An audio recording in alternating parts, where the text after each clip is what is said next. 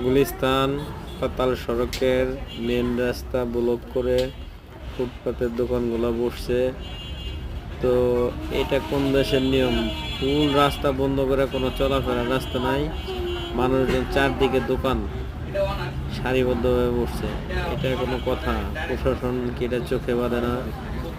এখন তো তত্ত্বাবধায়ক সরকার, তো ডক্টর ইউনূস সাহেব এগুলা কি খোঁজ খবর তদারকি নেবে না? এটা কি আমাদের সোনার বাংলা না? এটা যারা এই ভিডিওটা দেখেন শেয়ার করে দিবেন, এবং উপর মহলের চোখে যেন নজরদারিতে আসে এই জায়গাটা। সাধারণ মানুষের অনেক সমস্যা হচ্ছে, ফুটপাতের দোকানগুলো আর জ্যাম সৃষ্টি করতেছে। ধন্যবাদ সবাইকে।